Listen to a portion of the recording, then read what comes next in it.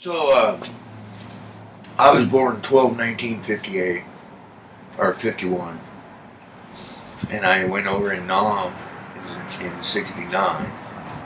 Served over there for 5 years, did 3 tours, and came back. Went to oil fields. I worked in oil fields for 8 years up in BP, Dead Horse, Kuparik. You ever heard of those places? No. Where are they? That's up in far Alaska. Oh, yeah. And then I came back and worked for the Carpenters Union for 9 years. Traveled around Oregon, Washington, Idaho, and California. Rebuilding, remodeling Fred Meyer stores. And then my mom moved down to Ocean Park. So I decided to go down there and live, and met my wife down there. It was a good change. For me, it was peaceful and quiet. You know, got to know everybody basically.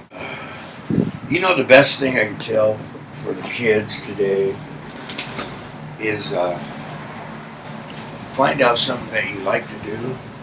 If it's carpentry, if it's plumbing, electrician, you know, whatever you want to do, but make it yours. Don't just have a job, but make it yours. Right. Yeah, you gotta have pride in what you do. Don't you? Where did that get lost? I have no idea. I couldn't tell you that today, sir. You know, things have changed in my lifetime. How old are you? No, I'm 67. So we still have the same kind of upbringing. Yeah. Were you grown up in a good home? They provide for you? So you have shoes, clothes, food, roof over your head, all that stuff. Do you stay in touch with them today? You know what? Call your mama every day. I lost my mom last September. You know, and it's weird.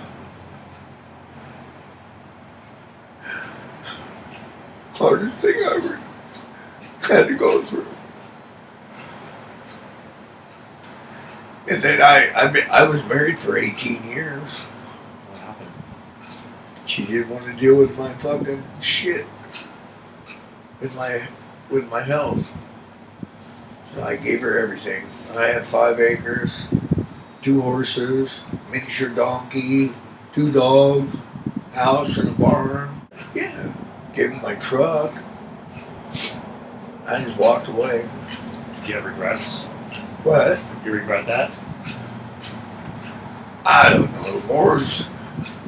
The Lord is leading me on a different path. I'm not used to. You know, so this is my walkabout. You know, so I'm trying to get up to VA and do that. See what's going on for real, you know. They'll take care of me up there being a vet. You know. Not yet. No. You know, I came down. I got a wristband down here, and they said, well, there's nothing we can do for you. You need to go up to VA. They don't like the homeless because there's no money involved for them, you know, no insurance, anything like that. So hospitals are kind of not into that kind of shit. But they don't realize that. They don't care. How would they care? It's contributing to your poor health. What? It's contributing to your poor health. Well, why would they kick me out? Oh, you're all right. Go up to VA. They'll take care of you. Yada, yada, yada. Like passing the buck? Yeah. You know? It shouldn't be like that. In old school days, it wasn't like that. You took care of everybody. That's a good damn question. Their responsibility is to take care of the needy, right? But they don't have to. All this is a revenue thing anymore. Have you realized that? It's all about the money. If you got $1, we'll help you. If you don't have $1, then sorry about your luck. You know? In your life?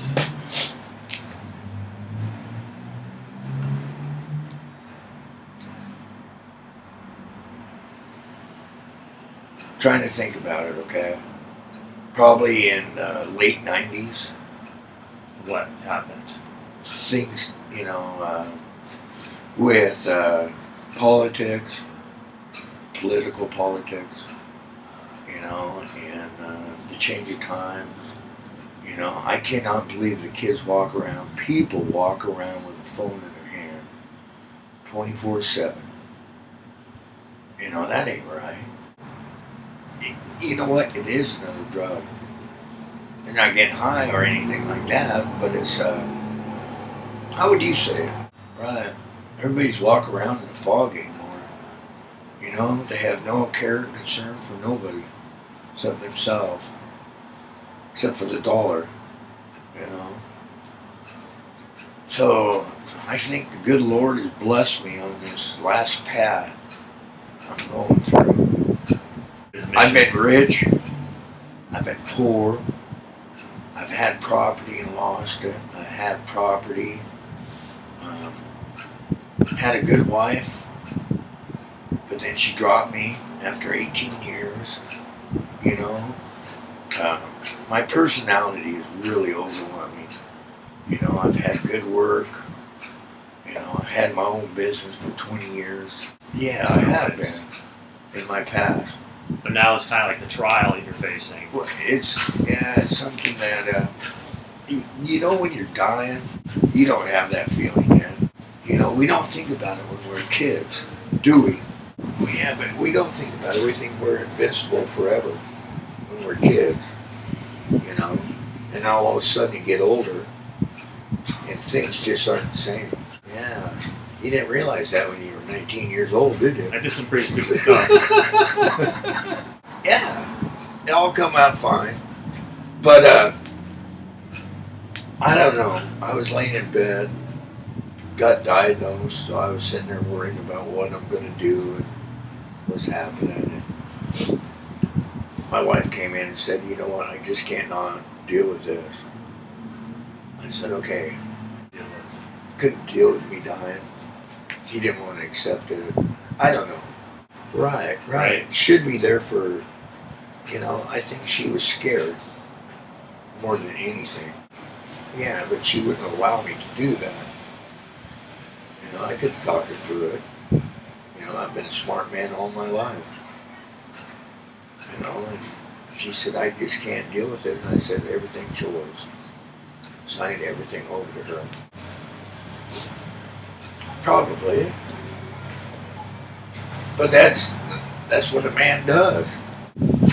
I didn't want her to, she said, I can't deal with it. And I said, "Okay, I understand. Totally understand." And so I said, "I'm going to walk away." And the night before, though, I had a new coming, or whatever you want to call it.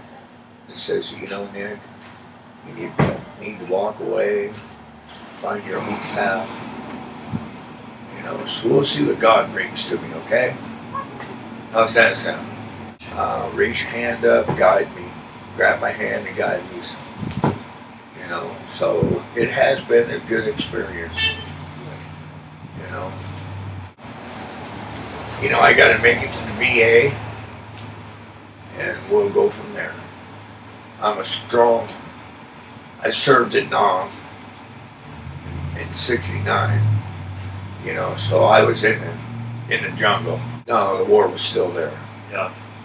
I left with 10 men, came back with 7. So I cowboyed up on that. I've always had that heart.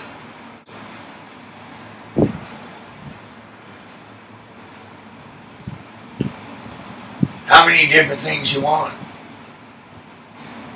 Loyalty is number one. Look out for everyone, no matter if they're fallen or dead. Right? Be true to yourself. Love yourself. But keep looking out for everyone around you. I was staff sergeant, so I had my own platoon. I felt pretty good about coming back with 7 out of 10. Yeah. Not a lot of people recognize that today. You know, you don't want to talk about it either. Though.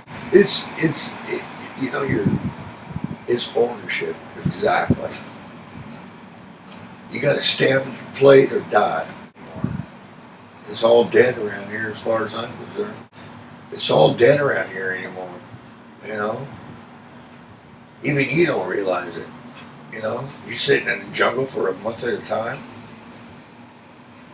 You know, and it's pouring down rain or sunshine or whatever. All you're looking to do is kill goose. My personality, my heart, my soul, I had to grab that and bless it. You know what I mean? You didn't want to lose it. No, I couldn't. Well, I'd be dead too. You know what I mean? So, just try to be a fine man. You got kids? No. If you do, raise them right. I see a lot of broken families these days. I know. The whole world is fucking turned upside down on us. I mean, people only care about their friggin' selves. That's true too, don't you? You know, there's no compassion anymore. I remember in the old days when I was a kid, we'd have a barn raising party, right? And all the women would go out and cook meals, and the men would go out there and build a barn. That ain't there no more. Your neighbor is not your friend. Yeah, but you know, you know what that hurts me the most is no compassion for each other anymore. It's all about themselves. It's all about the buck. We do, you know, if we could bring that back, that would be a blessing. You know, we need that. So who's on your team? Who is on my team? Yeah. As far as what? Getting through this with your heart. I gotta make it to VA. And then, you know, who's on my team? Yeah. You're looking at it. No, my mom passed away last September. That was the hardest thing in my fucking life. When I lost my mom, she was my heart, my soul, my angel. So I don't know what to say anymore, you know? Just gotta be a man. Yeah, that has to, in our day and age. It's not really the same thing anymore. I'm ready to give up. I'd rather die than fucking be alive. To tell you the truth. Well, what's keeping you here? What's keeping me here? Yeah. I don't know. God, probably. Trying to get to Portland. So, I don't know anymore. It's, you know, there's a part in me that still wants to be alive. I don't want to die in some hospital bed. Where do you want your life to end? In the open, fresh air. You know, I've been there all my life. So, we'll see what happens. I don't know. You know, right now I'm on a whirlwind. You know? There's no telling. Yeah, I have no answers. You've done a lot of hard things. I don't have no answers. I've had a great life, though. But I'm tired of it. You know, all this havoc goes around. People don't care about shit. Do you mind if I cuss? No. And, you know, I don't know anymore. It's just not right. Oysterville. It's beautiful up there. Yeah. It really is. That was my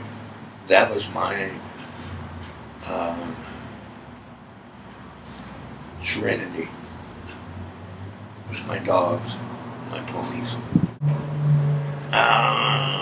When I get to the VA, I'm gonna have my doctor call my wife, and say, hey, you know, this is what we need to do, you know, yada, yada, yada. And hopefully I can go back there. But, you know, and that's the hard part. That hurt my heart a lot, not being able, you know, I gave her a commitment. And I stuck to it. And then for her to let me down like that, that's wrong. It's like she rejected it. Well, she's scared too. You know, so you got to accept that too. She was, she lost her, she was a twin. Lost her twin when she was 12. And then the next year she lost her father. So she's got mental issues, you know, on that. And then didn't want to deal with me, you know. Oh no, another one's going to die on me. Someone I've been married to for 18, 19 years, you know. Just afraid. She didn't want to deal with it. But I understand that. That's why I walked away. I'm just being me. You know, I do have compassion. I do have integrity. You know, I'm not a broken man yet. Well, you have a strong heart, strong values, loyalty, compassion, Integrity. I mean, those are things you don't see much. No, not at all anymore. Nobody expresses those. You know, I've thought about this.